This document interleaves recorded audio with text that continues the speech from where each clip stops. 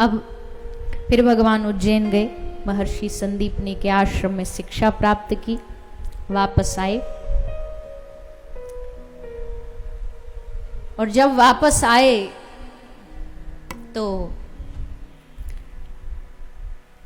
बहुत ही प्यारा, बहुत ही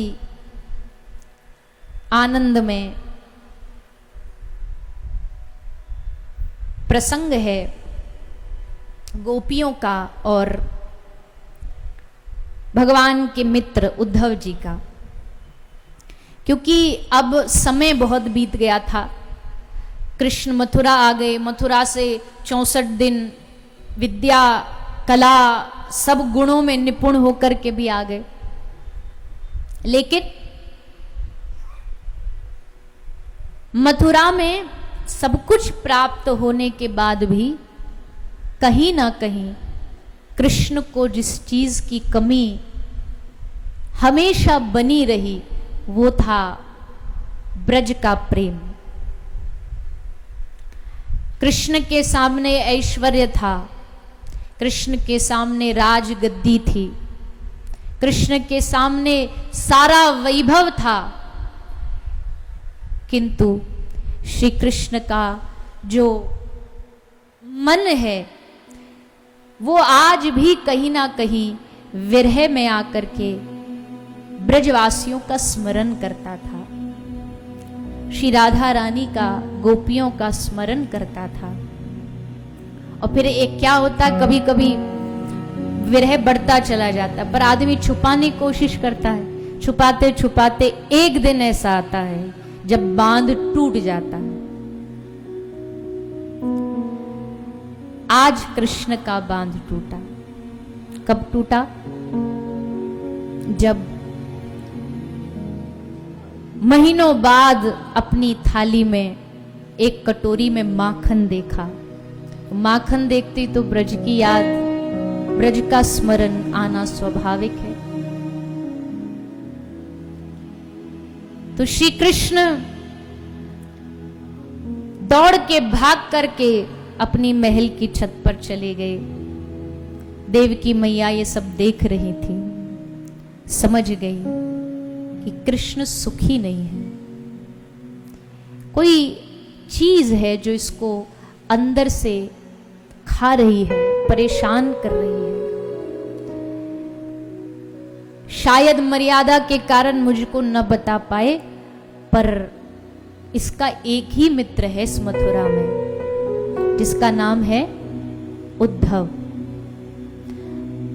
दोस्त से, मित्र से दिल की बात कहने में आदमी खुल के बोल देता है, क्योंकि सहपाठी साथ का होता है, समझता है। उद्धव तू जा और कृष्ण से पूछ कि कृष्ण के उदासी का कारण क्या है। श्री उद्धव जी महाराज कृष्ण के पास जाते हैं और कृष्ण से जाकर के देखते हैं कृष्ण की आंखों में आंसू। कहते हैं दुनिया में एक आदमी ऐसा जरूर होना चाहिए जो आपकी आंखों के दर्द को देख के समझ जाए, बिना शब्दों के, बिना बातों के, बिना बोल के। उद्धव जी कहते हैं कि तुम दुनिया के सामने कृष्ण हंसते रहते हो, पर मैं जानता हूं तुम्हारे हृदय में कोई बात छुपी है, दबी है, जो तुम किसी से कह नहीं पाते।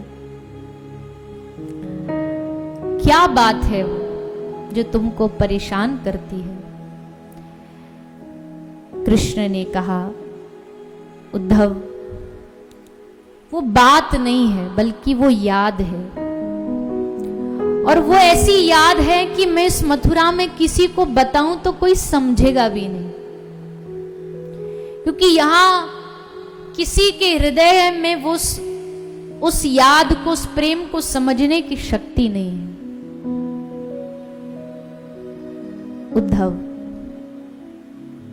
उद्धव जी गाते हैं, कहते हैं, ऊधो मोहे ब्रज बिसरत नाही, मेरे दुख का कारण,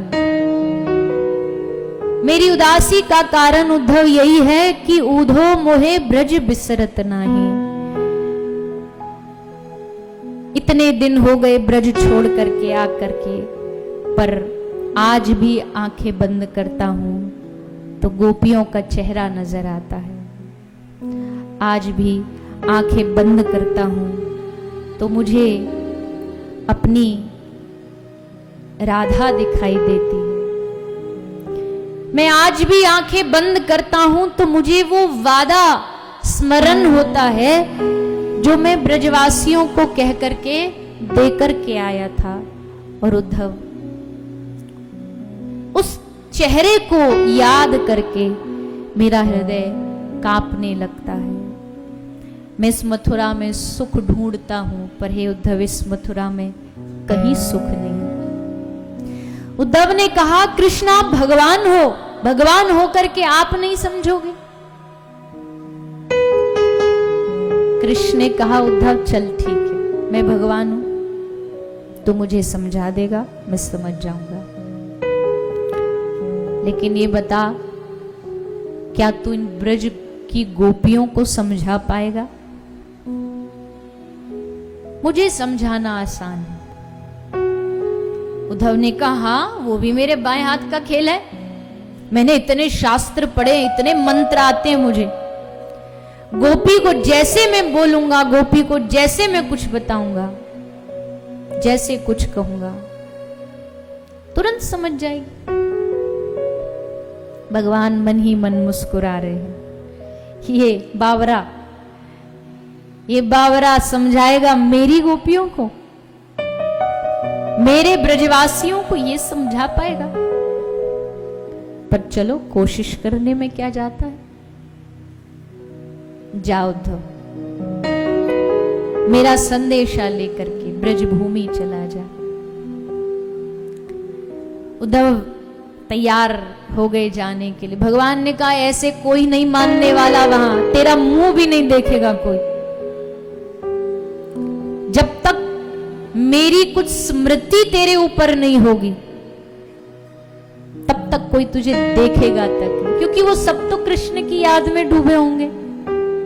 तो फिर तो कृष्ण ने अपना पीतांबर उतार के उद्धव के गले में पहनाया, मोर पंख उतार के उद्धव के माथे पे लगाया, अपना रथ उद्धव को दिया कि जब कृष्ण के रथ की ध्वजा का चिन्ह ब्रजवासी देखेंगे तो जहां बेहोश पड़े होंगे तो इस रथ को देख करके उनको ऊर्जा मिल जाएगी। अपनी पहचान दी उद्धव को, और जाते जाते उद्धव को कहा, उद्धव, मेरे ब्रजवासी बहुत भोले हैं, थोड़ी सरल भाषा में समझाना।